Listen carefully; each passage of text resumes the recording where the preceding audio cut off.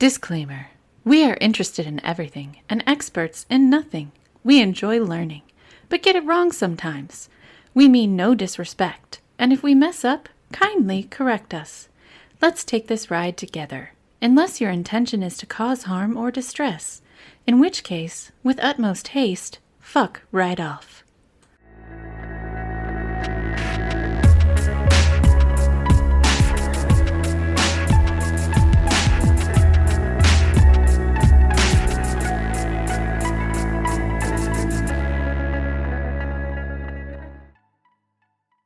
Episode 29 is my episode. We are still in the middle of merch season. Woo! So, let's see. Today should be the 13th. So you got 2 more weeks to get merch if you want to do that. The link is going to be in the description of the episode, and it'll remain open until April 30th. All right. So, the topic this week. Okay. Wilhelm Reich. Old-timey name. I'm going to assume there's a fabulous mustache. You know, I don't know. I do not have do I have a picture of this man?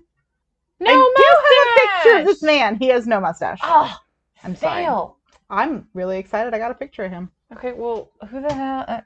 That's him. Wilhelm Reich. What is with his hair? Okay, Okay, I have questions already. well, just wait, because Okay, he doesn't have an old-timey mustache, but what is with his hair? Yeah, so we're going to talk about it. Are you ready? I don't know. I need a minute to process that hair. Okay. All right. I've processed. Ready? I don't know, but okay. So, Wilhelm Reich was born in Austria on March 24th, 1897. Okay, so I was right about old-timey. You were right on the old-timey, yeah. Okay. His childhood was more than just a little bit fucked up. If that the hair accounts... is anything to go by. The hair, maybe that's it. But if the accounts I read are accurate, Okay. which I have You have doubts. questions. I have doubts. But Okay. if they're accurate, it's fucked up. Okay. So per the Washington Post, his father was an older gentleman, older than Okay. most fathers, and very strict. Okay. His mother, on the other hand, was young and beautiful. I don't like this already. Yes, and Wilhelm idolized her. Oh, no. Just stick with me. Okay. I don't like the look on your face. I don't trust the look on your face. Well, you're probably thinking something a bit Freudian, right? I don't know yet. I don't know what to think. I saw the hair. It's an old-timey name. My face looks uncomfortable. I have questions and concerns, so we'll just continue on. Yeah. So around 1910, Mm-hmm. for several months, he listened through the door as his mother carried on an affair with his tutor. Oh, that's gross. Mm-hmm. Not shocking, but gross about the affair. Just gonna move on. You're uncomfortable. Okay. Just let's move on. Let's just go. That's okay. Allegedly, he had his first sexual experience during this same time, which is approximately age 12. I still don't. Uncomfortable, right? Yeah. I don't like any of this. I'm not a fan. The Washington Post said that was at age 12 with a chambermaid. BBC.com said he was 11 and it was the cook. So I'm kind of questioning if it was either one or if it was just total bullshit. Why is anybody reporting on this? This is going to be bad. They don't talk about your first sexual experiences unless you do bad shit. Not bad, but... I don't trust your face. Continue on. Anyway, so despite idolizing his mother, one of the sources I read said that he is the one that told his father about the affair. Another source said his father just found out. I mean, clearly she wasn't being that secretive. Right. But either way, in response to that, his mother poisoned herself and died. Dramatic, okay? Yes. 5 years later, his dad committed suicide by intentionally catching pneumonia by standing in a lake for an extended period of time. I mean, they said he was an older gentleman. Did he just get lost? I couldn't take down all the notes. I did a lot of reading, actually. Uh-huh. But no, what I was reading said that he, like, upped his life insurance policy first, and then I guess just started rolling the dice. I don't know. It seems like a very circuitous way to commit suicide, but it was effective. It worked. Okay. Okay. Yes. So, Wilhelm's role in the events would haunt him well into adulthood. Later, while he studied at university, he became involved with a woman who became pregnant. This is gonna not end well. She sought an illegal abortion and died, which also had a lasting impact on Wilhelm. Things are not going well for Wilhelm. Yeah, so he's had a lot of really uncomfortable experiences surrounding sex and negative impacts of it. Yeah. Mm-hmm. I'm not liking this. Yes. So, per theguardian.com, Wilhelm Reich was in the second wave of psychoanalysts. The first wave, of course, was led by Sigmund Freud. In fact, he and Freud lived on the same street for a time, and Reich viewed him as a surrogate father. Oh, no, that is a bad plan. That is a terrible, terrible plan.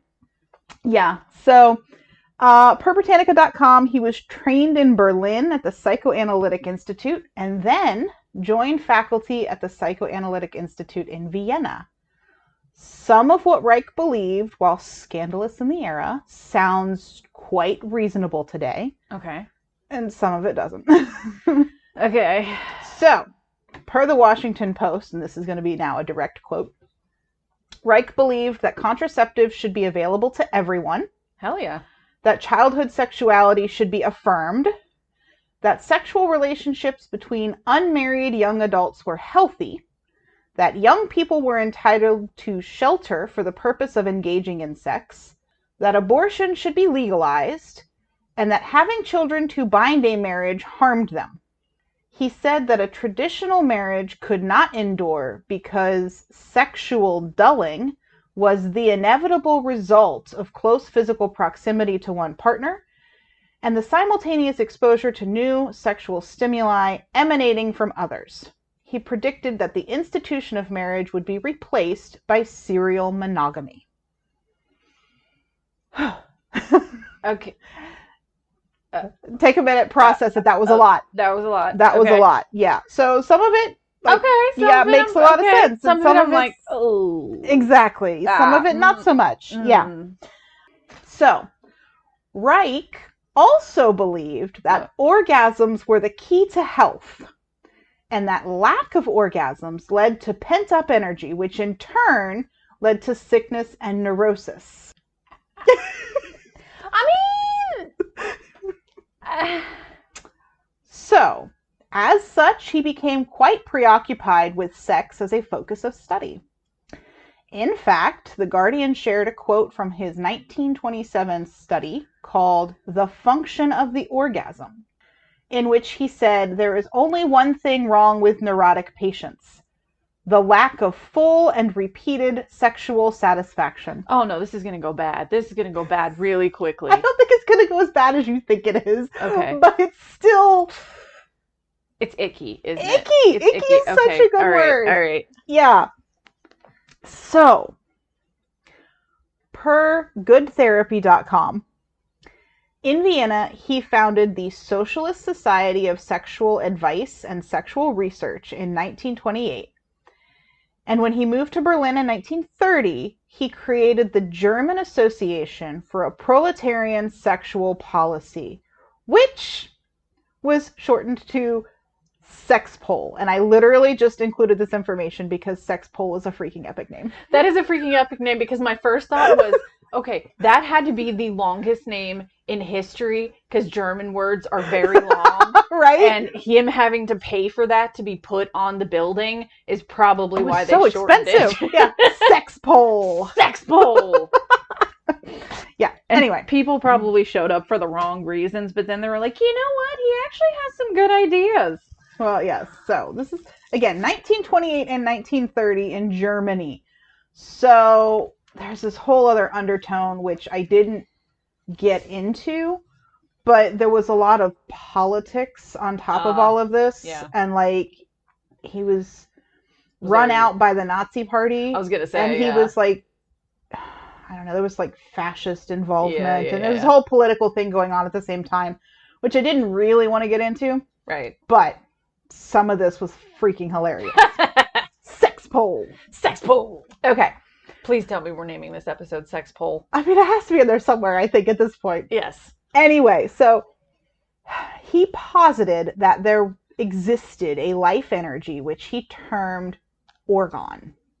Is this going to be the Church of Oregon? It's not. Okay. So, per the Washington Post, the term Orgon was derived from both orgasm and organism. Okay. Deficiency in Orgon would lead to mental health problems. Okay. His dogged focus on sex and orgasm got him mocked and shunned by other professionals. Who probably weren't getting laid. And apparently got him kicked out of the Communist Party as well. Who still probably weren't getting laid. Have you seen the pictures of most of those guys? Still, in Austria and Vienna, he fought hard to encourage a sexual revolution. He fought hard. Yes, thank you.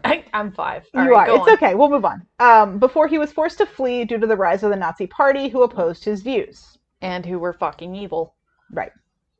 Unable to find a safe haven in Europe, he came to America where he hoped to have better luck. Oh, God, no. The country founded by Puritans? Dude, stay in Europe.